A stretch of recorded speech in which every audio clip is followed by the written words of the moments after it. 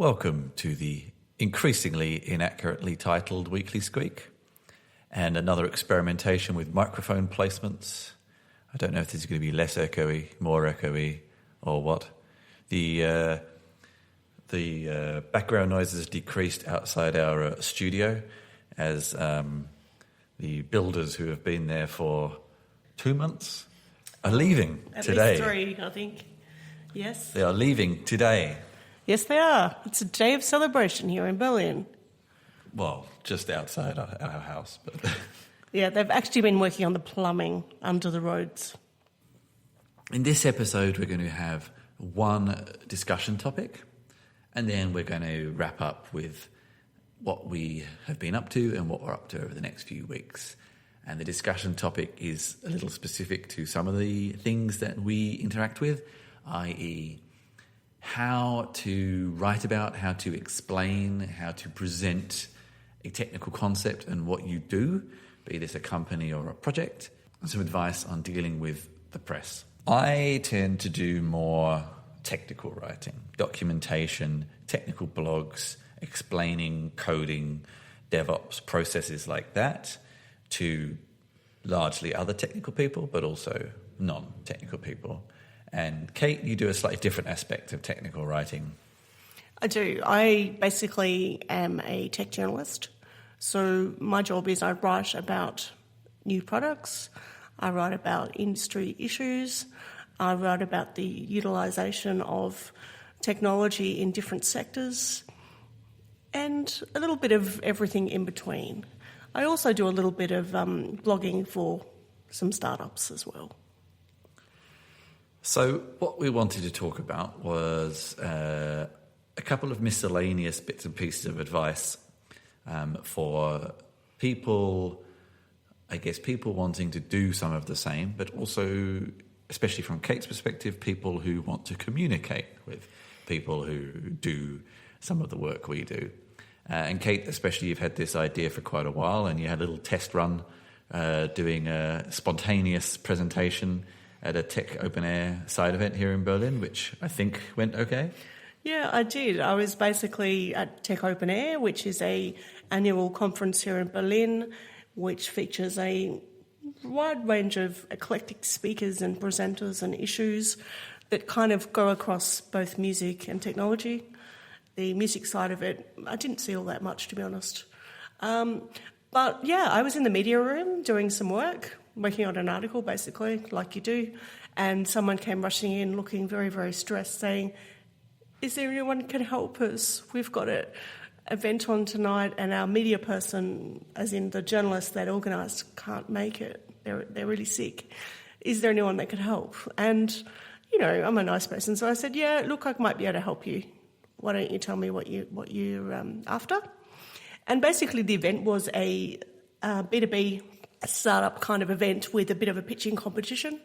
The aim of that wasn't like, let's pitch and win a prize. It was more an information sharing and an opportunity for people to interact. There was a number of VCs in the room as well as people that worked in the sector, people that wanted to work in the sector, and a little bit in between. And so, you know, they were like, "Can you come along and talk a little bit about how startups can get media coverage?" Bear in mind, my media coverage experience is limited to web print as opposed to being on the television or indeed radio directly, or other types of press. You know, I guess things like podcasts and YouTube interviews and things like that are becoming more prominent. But, you know, it was a good opportunity to talk to a room about a topic that I've become, you know, I guess a little bit opinionated about. And it's something I think we've mentioned it on previous episodes, this aspect of especially technical startups, not always though, not limited to, explaining better what it is they actually do and why. And it's been something you've been thinking about and maybe doing some presentations on at things like Slush and events like that. And it was a good opportunity to give the idea a test run. So I thought maybe as a second test run, you could share some of your advice with our listeners. I could do that. I mean, another thing may be good for us to do, Chris, is to actually get some startups to maybe call in the show and talk to them about some of Call their... in on the telephone. Well, maybe they could talk to us on Slack channel or something, and maybe give some strategies or talk to them about either what's worked really well for them or things that have not worked well. Well, a future episode maybe, unless Chris from the future manages to stitch some things in, which is highly unlikely because we haven't arranged any interviews. But maybe a future episode. Yeah, certainly not now, but this is kind of, Well, now we've got about 5 startups just waiting over there. Hear the silence, yes. Yeah, they're next to the cat sleeping on the couch.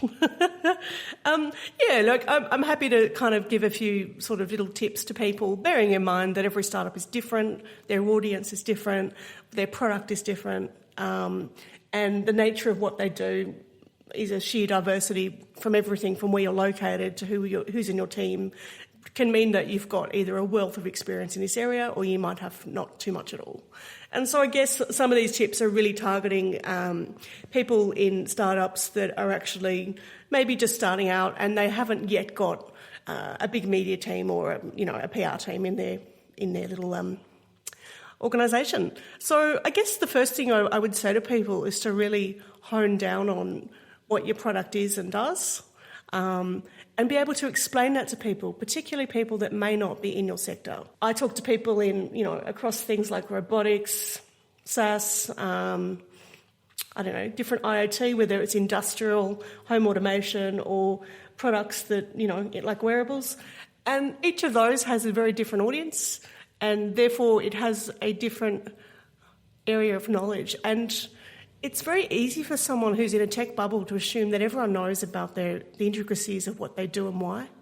And it's simply not the case. You'll find most journalists specialise in certain areas, but they're also more likely to know a little bit about lots of things rather than, deep integrated knowledge about the specificity of what you're talking about. So that's the first thing I'd say to people. Just be able to explain your ideas and your product very clearly and simply. If you like a soundbite or a paragraph, a quote, an elevator pitch, any of these ideas is a really good start to it. The second thing I'd say to people is think about what journalists and writers and bloggers and V-bloggers and all these sort of people are looking for and why, and how you can cater to that. For example, one thing I find a lot of people get wrong is they're very scattergun approach in really contacting the media. For example, I get lots of press releases about things that have no bearing at all on what I write about. And it's, so I'd be saying to start off, make a list. Think about who writes about your area. Go through, the publications, go through the websites, what have you. Make a list. Make a list of people's names.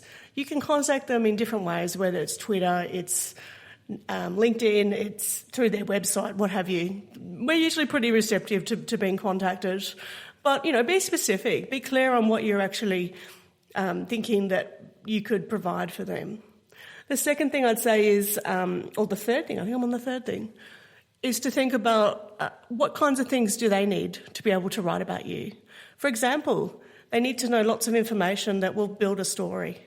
So you need a hook. So you might have the most interesting IoT platform in the world and you think it's fascinating. But if you come to me and you say, well, I can't tell you about any of my customers because we're all under a secrecy, obligation or what have you, well, that's not very helpful. It doesn't make you sound very interesting. You're not giving me any practical examples I can deal with.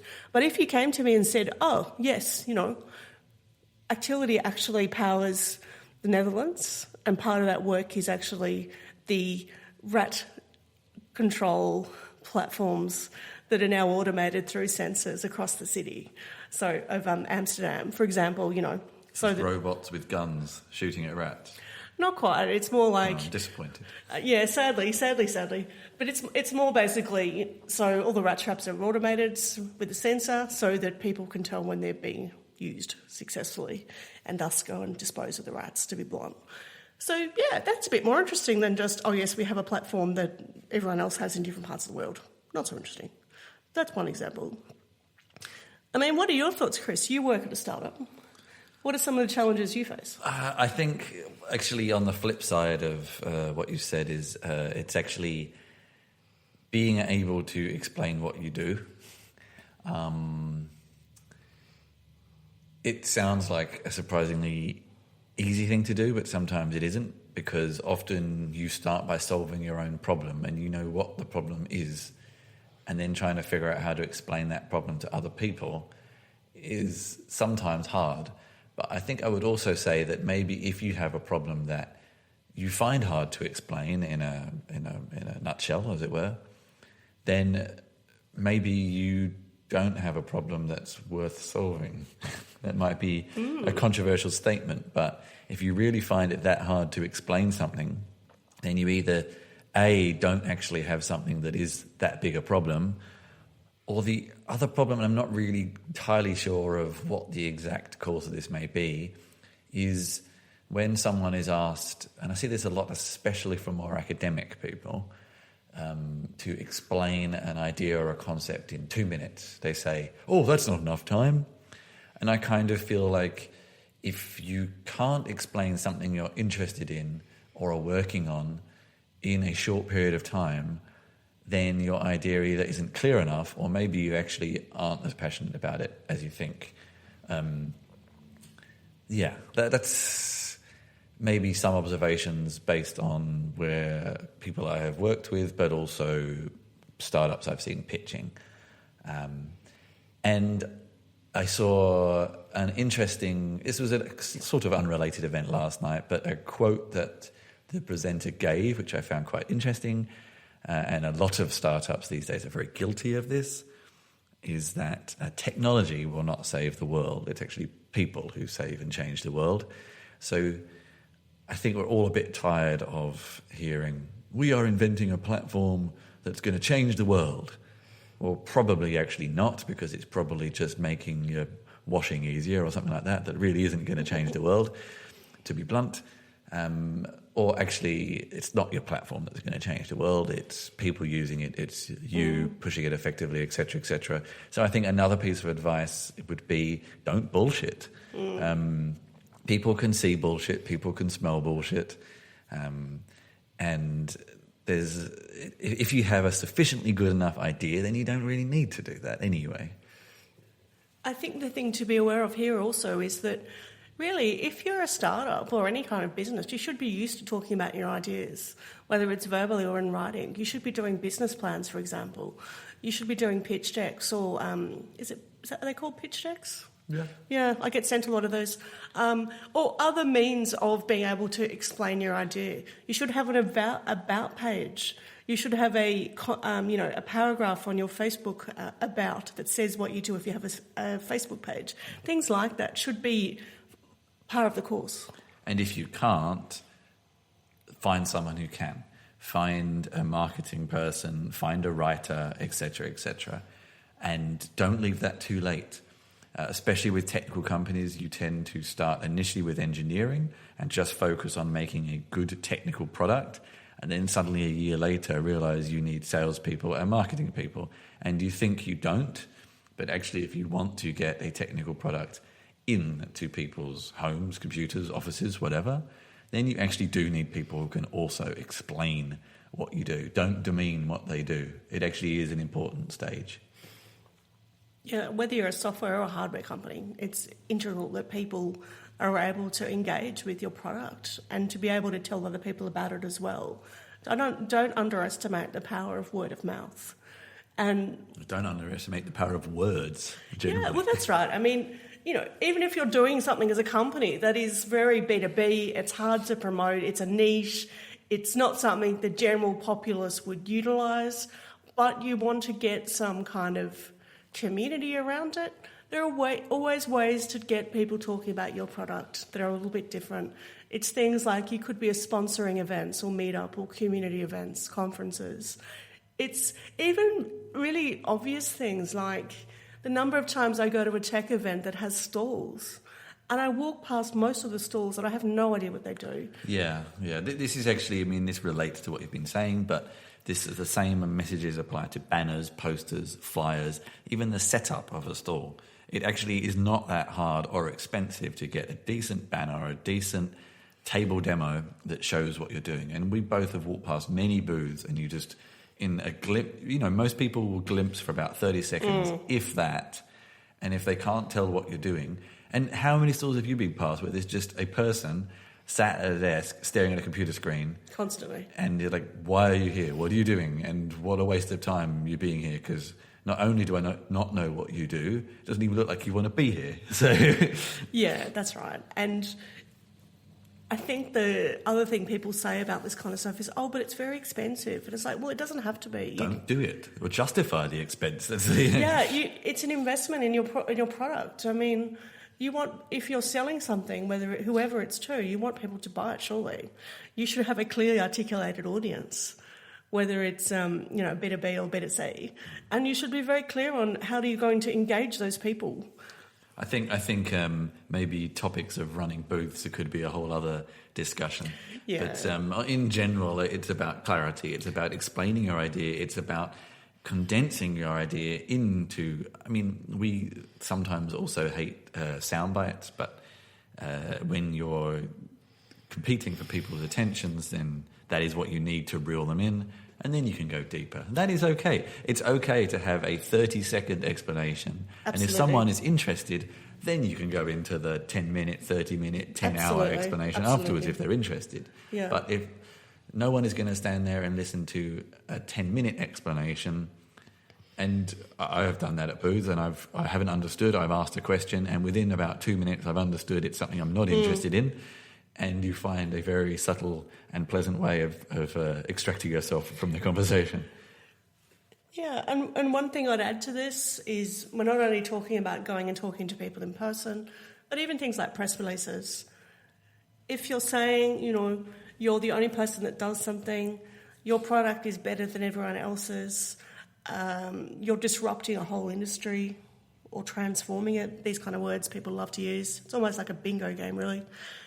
You need to be able to back that up, because if I'm going to write about you, or whoever's going to write about you, we do research. We do Google people. We look up the competitors, and if you should be able to say what makes you different, but not just say, no one else is doing this. No one else does this.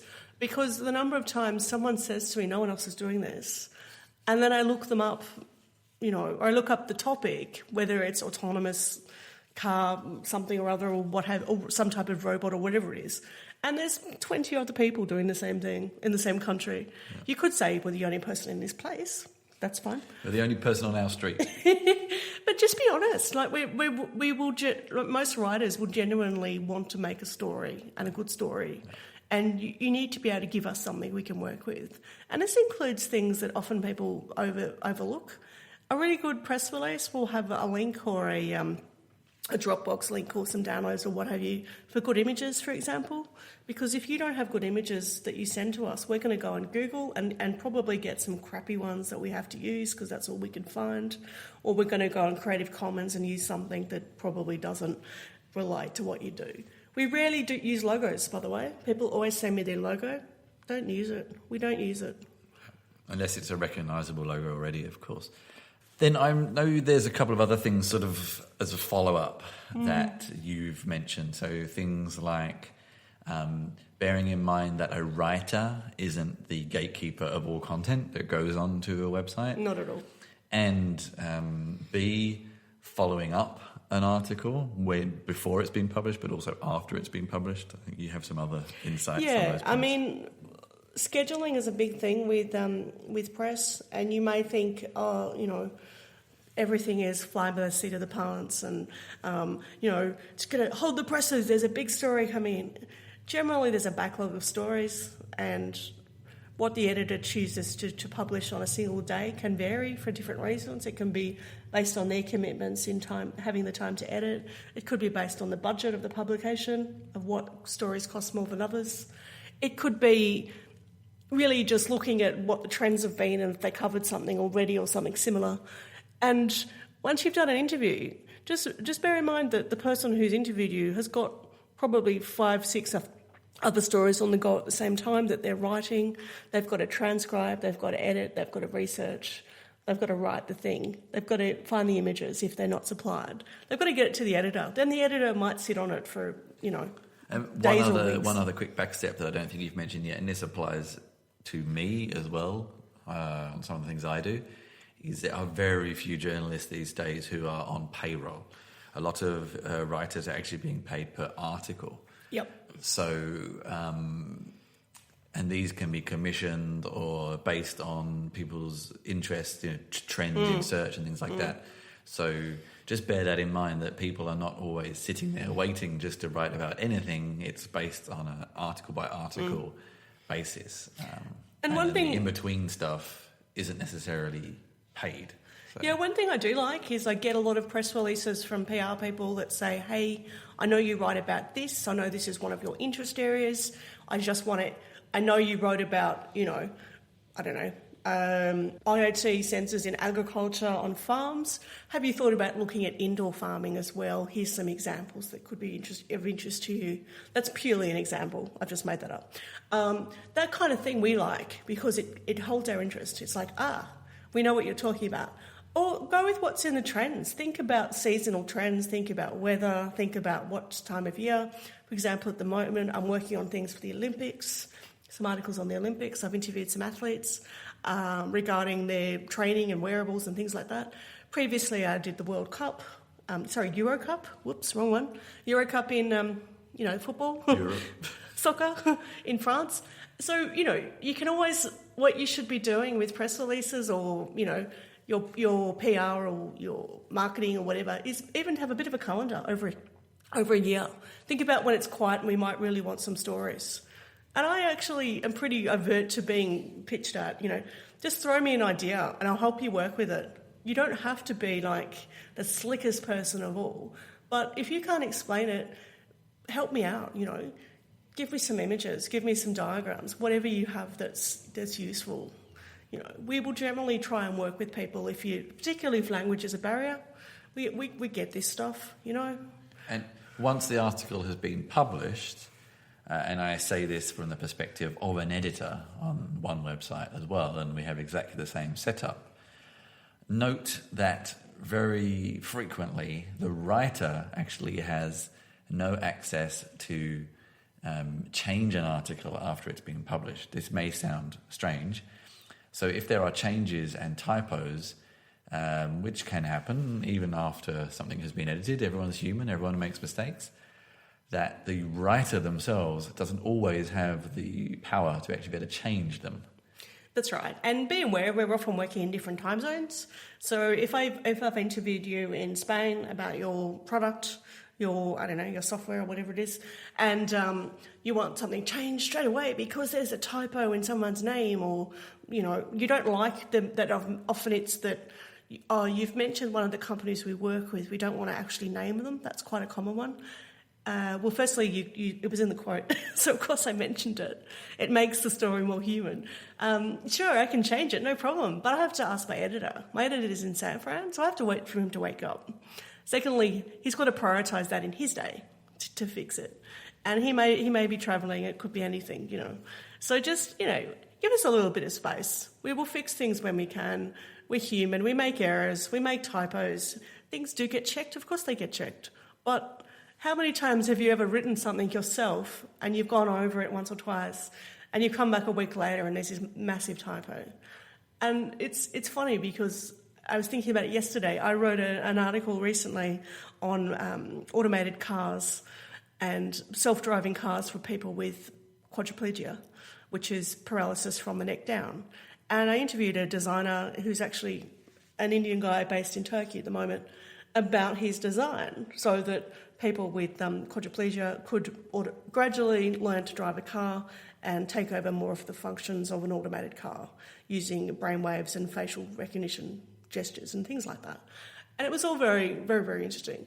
And it was actually really lovely because last night I got an email from a guy with quadriplegia complimenting me on the article, saying how much he enjoyed the topic. It gave him a lot of interest and hope, and saying, can I link to it? Of course you can, absolutely, But it was just really nice to get some feedback that wasn't just, oh, you've got a typo there.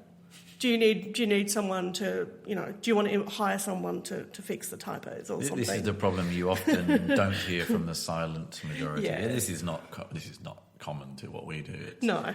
I had an article similarly, and despite having done this for years, I still constantly get mixed up with its and its. Yeah, me too. And people love correcting you on that stuff. Yeah, they do. I was very pleased with the article. I got lots of feedback offline, and really frustratingly, the only comment you see on the article is someone complaining about that. So this great article that had lots and lots of positive feedback that people spoke to me personally about, the only comment locked on the internet in it is someone complaining about a spelling typo, which is disheartening. And it's interesting in this. And I can't even change it. Well, that's right. Yeah, you have to go through all these machinations to change it. It's interesting in this vein because one thing I'm seeing, which I'm doing in more of my work, and I know probably most of people are now, is moving more content onto Medium as well. So whether that's a linked article, it's a blog piece that's connected. I'm a little unconvinced by Medium, I must admit, but let's maybe save that for another topic of discussion. Sure. I haven't found it to be as broadening of your audiences. It tends to be people who already have big audiences elsewhere are using it to broaden an audience. If you don't have one, I don't know. I'm unconvinced, but one topic I might add to the discussion, just briefly, is should you have a blog, or should you have a web? What do you mean? I mean, as a startup. Okay. I'll explain. Like the issue is, should you have a blog or should you even have a website? Website, yes. Even a basic website. If you are fairly limited time, money, you haven't designed yet the way you want everything to look, even starting with a good Facebook page could be a start.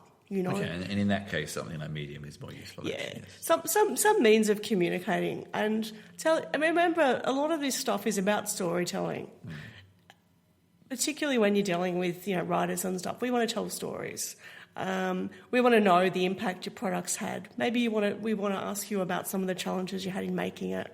Yeah. We want to know about the people in the company. Some ways to generate interest. Like, I think a company that I was talking to someone about today actually, that does a lot of this stuff quite well is Buffer, who some of you will know. I've got some other more practical examples too. Companies like DigitalOcean, CodeChip, who I write for, and Nextpack, who you've been doing some work for. Often these blogs can be used not only just as SEO. That's right. To bring relevant traffic to your website, and then they find out about the product that you have, but also help establish your brand as, oh God, this sounds horrible, establish your brand as a thought leader in the space. Precisely. Yeah. Shoot me now for saying that, but you get the point. And it helps. So, for example, with DigitalOcean, there are 100 hosting companies, but they are well known in the space because lots of people end up on their website from searching for solutions to server problems. Yeah. And then they say, these people also have servers for me to rent, and they're also quite good anyway. And it's a very obvious correlation between how you've ended up there and then the product they have. And it's a fine line. I mean, when you're writing content for blogs, for company websites, you have to be really sometimes it's a bit of a battle of wills between wanting to, write about topical issues and how much you actually want to name check or to refer to or allude to, indeed, the company that you're writing for. You don't want every paragraph to be, and our company can solve this problem for you. I think that depends on the types of blogs I'm talking about tend to be a little more disconnected from the mothership, as it were. And maybe the ones you're working on are more connected. I think that's an age thing as well. And if you've been around for a while, you've probably built up your readership and your audience, so you're able to do that a lot more. It is a good place to aim for, though. Maybe. I mean, with the software stuff especially, it's more about credibility. And if you have a good quality article that solves someone's problem, then that's actually enough. You don't have to mention the company because it's in the header anyway, and people know where they are. Yeah. So actually, a good quality article on CodeChip or DigitalOcean, people go, hey, that was awesome. Thanks for the help. Who are these people? And actually, you don't need... In fact, none of the blogs I do for CodeShip ever mention CodeShip. In fact, sometimes I talk about things that have absolutely nothing to do with them, but it's still the quality content. And actually, I will talk about one of them in a minute. Is encouraging to people. It gives you credibility and trust as a brand. And sometimes you don't always have to talk about yourself. If you provide good resources, you don't need to talk about yourself. Oh, I agree, absolutely. But this is often the challenge. Like a young company will want that name checking, and that can be often the challenge for the writer in saying, well, I don't think you need it as much as you think you do. Well, you're already on their website anyway. So exactly. If you're blogging on an external site, maybe that's a whole other topic. But let's wrap up this, and we'll come back to our second topic.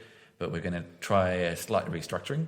And we're just going to briefly cover some of the things we've been working on the past few weeks and things that we will be working on.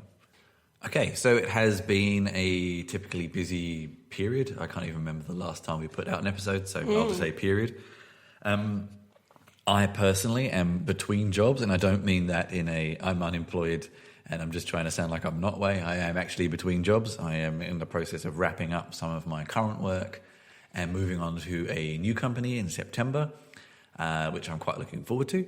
I won't go into detail right now. In fact, I'm basically taking August off, and half the reason I wanted to do this episode is a little bit of a précis to some things I'm going to be blogging about over the next few weeks about various things, and some of these I'll touch on in the second segment. But basically, I'm kind of in a process of wrapping a few things up and a few new ideas and things like that. But so some of the things I've been working on, I actually did a video for a company I have a lot of respect for JetBrains, who make IDE software.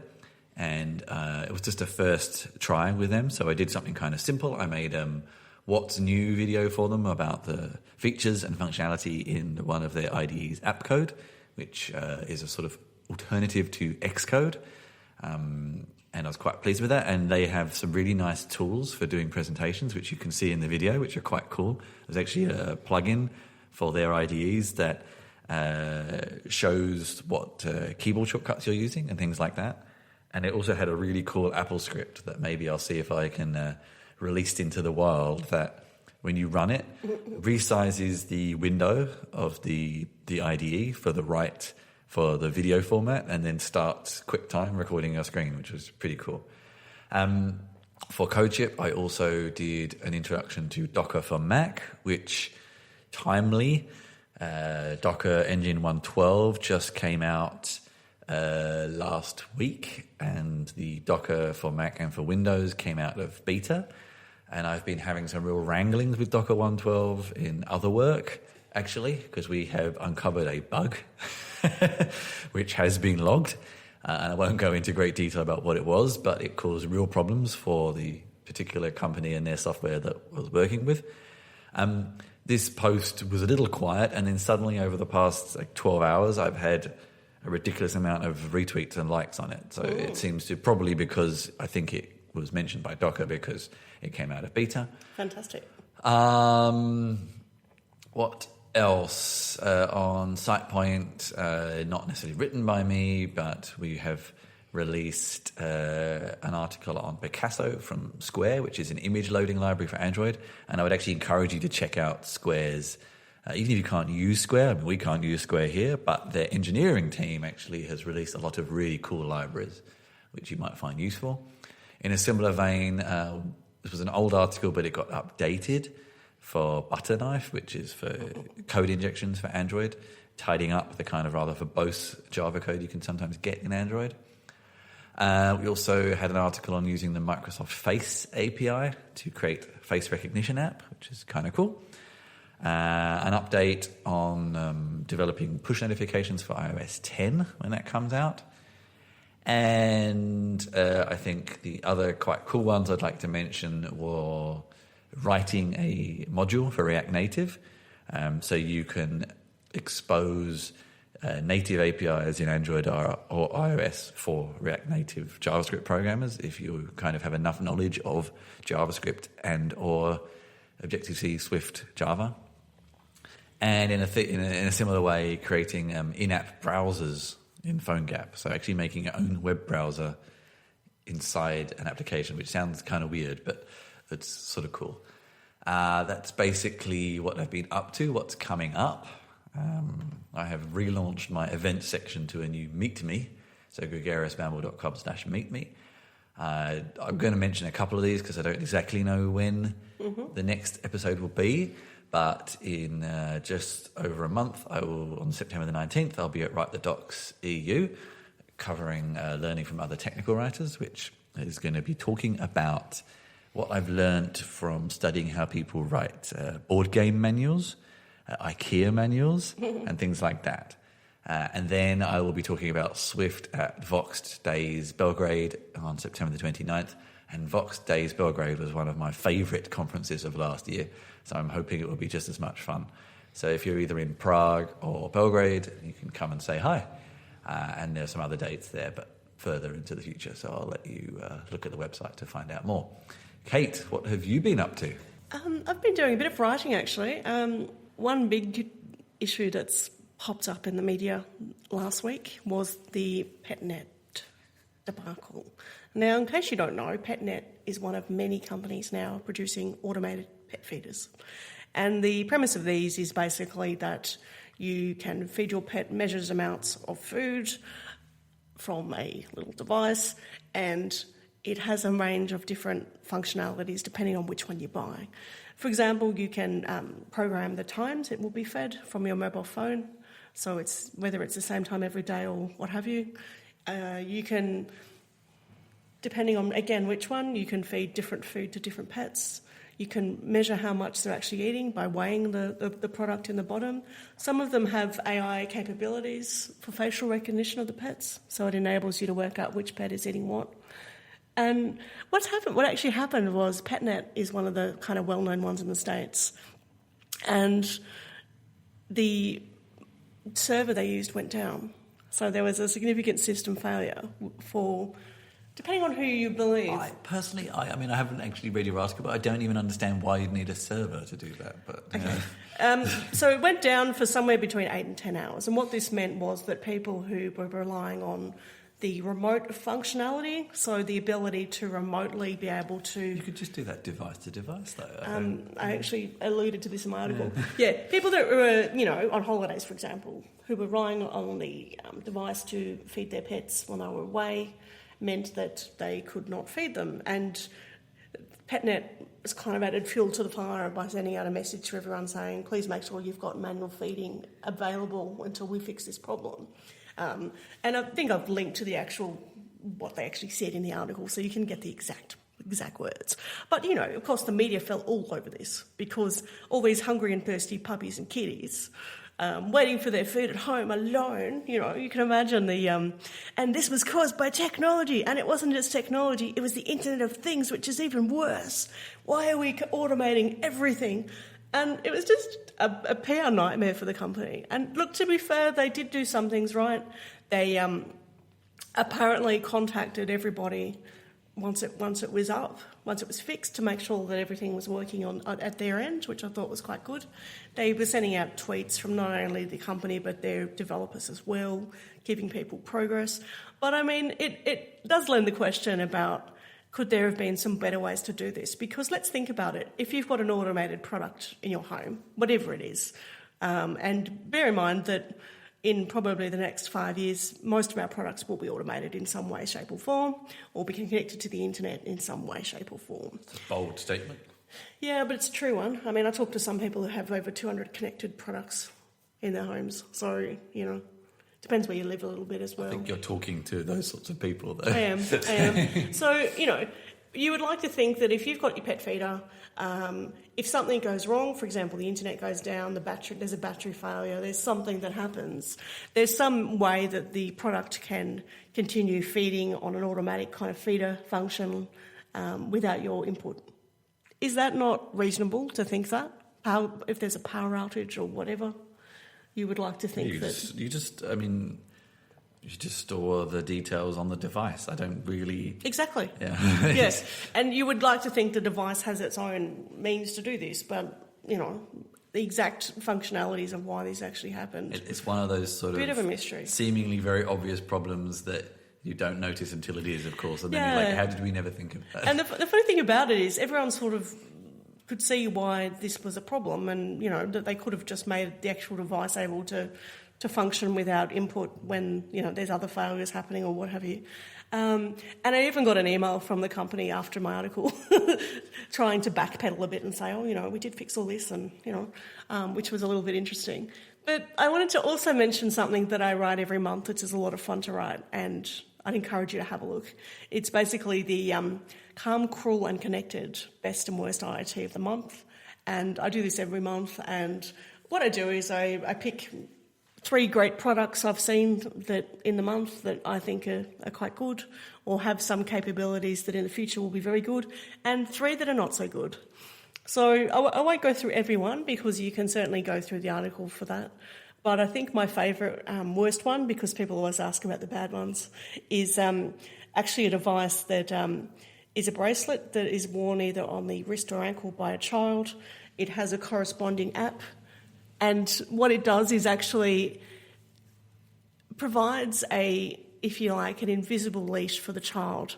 So this is basically like a thing you use on criminals in the UK and the US. Yeah, it is actually. But for your child. You know, it basically, if the child moves more than 200 feet away, I think it is, lets off an ear-splitting alarm that the company assures, you know, people that it's not any louder than a smoke machine. And this was one of your hits? No. Oh, okay. No, it was a miss. So can you imagine you're out in public, you're enjoying your day in the park, you've got your glass of wine and your newspaper or whatever. You probably don't have a child if you're doing that, but anyway. Precisely, and this is my point. Oh. And all you can hear is this screeching thing, and, you know, I don't know. When I was back in the day, when I was a child, and my mother assured me this was quite common, a lot of people would use a leash for their child, which is basically like a dog leash. Now they're kind of made to look a bit nicer. They put them I had one too, actually. Yeah, they put them on a backpack, and the idea is that, you know, it's a safer way to manage children in public and so on. And the thing I also want to mention about this product is it's not only that it has this ridiculous way of, like, almost like an invisible fence for the child, is it actually has no GPS tracking. So if your child was missing, say in a crowd or whatever, it has no means for you to actually find the child. It's really... You just know they're more than 200 feet away. Yeah, you just know they're somewhere. And I think the funny thing that amuses me about it as well is that the idea that the technology impacts on other people is really not considered to be a problem, which it does. Another article I've been working on is about a product that should have been good, but is just a bit of a letdown, really. Can you click on that one, Chris, so I can check the name of the product? Yeah, that one. This is a little wearable product, and it's based on the idea of making people into... You have to change your author picture, I think. I like it. It's got me holding a plastic chicken. Yeah. Of course. Now, this is a product called NorthSense, and it's basically a little wearable that you wear via a piercing. So you have to go and get, you know, the piercing done in a piercing shop. So basically it enables you to have the device functioning, and what it does is basically tell you when you're facing north. So it's like a compass, a wearable compass. And it's done by a biohacking company, and if you have a look on their website, I encourage you to have a quick look at the article. It's the most ridiculously dippy hippie, cyber hippie kind of website. Cyber hippie. Yeah, I just made that up. It's the most cyber hippie kind of article website you ever would meet. It's got references to dancing and music and all this sort of crap, and, you know, it's high fish pants. Oh, probably. Yeah, they probably wear those as well.